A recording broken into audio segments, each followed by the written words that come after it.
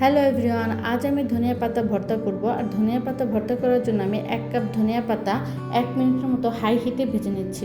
অবশ্যই এটি হাই হিটে ভাজতে হবে। লো হিটে ভাজতে গেলে পাতা থেকে পানি ছেড়ে দেবে, আর পানি শুকাতে গিয়ে আপনার পাতাটা সেদ্ধ হয়ে যাবে, দেখতেও ভালো লাগবে না, খেতেও ভালো লাগবে না। এখন আমি এটি 1 মিনিট হাই হিটে ভেজে পাতাটা তুলে নিচ্ছি। এখন আমি কড়াইতে 1 টেবিল চামচ সরষের তেল দিয়ে এখানে 1/3 কাপ রসুন কুচি আর কিছু পেঁয়াজ কুচি দিয়ে হালকা ভেজে নেব। অবশ্যই রসুন কুচিটা বেশি দেবেন, কারণ ভর্তায় রসুন কুচিটা বেশি ভালো লাগে। এখন আমি দিয়ে দিচ্ছি 7-8টির মতো কাঁচামরিচ। এটা আপনাদের ইচ্ছে মতো, চাইলে আরও বাড়িয়েও দিতে পারেন। এরকম ভাজা হওয়ার পরে আমি এটা তুলে নিচ্ছি। এখন আমি এটা শিলপাটায় খুব ভালো করে বেটে নেব। আর অবশ্যই এই বাটনাটা খুব ভালো করে মিহি করে বাটতে হবে। আর আমি রসুন কুচি ভাজার সময় সেখানে লবণ দিয়ে দিয়েছিলাম, এটা অফ ক্যামেরায় হয়ে গেছে, আমি এটা ভিডিও করতে পারিনি।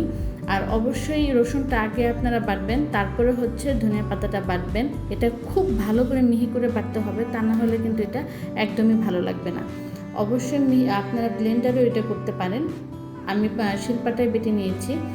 বাটা হয়ে গেলে অবশ্যই এই পাটার মধ্যে কিছু ভাত মেখে নেব। এই পাটায় বাটা ভাত কি যে টেস্টি, যে না খেয়েছেন সে বুঝবেন না। অবশ্যই আপনারা ধনিয়া পাতা বাটার শেষে আপনারা পাটায় একটু ভাত মেখে ট্রাই করবেন। আশা করি আপনাদের কাছে অনেক ভালো লাগবে। আপনারা অবশ্যই আমাকে সেটা কমেন্টস করে জানাবেন এটা কেমন লাগলো। আমি তুলে নিচ্ছি পাটায় বাটা ভাত, এটা খেতে খুবই টেস্টি হয়েছে। ফাইনালি আমার ধনিয়া পাতা ভর্তাটা হয়ে গেছে। গরম ভাতের সাথে এই ধনিয়া পাতা ভর্তা জাস্ট অসাধারণ। অবশ্যই আপনারা ট্রাই করবেন, আর কেমন হলো অবশ্যই আমাকে কমেন্ট বক্সে জানাবেন। আজ এ পর্যন্তই। আল্লাহ হাফেজ।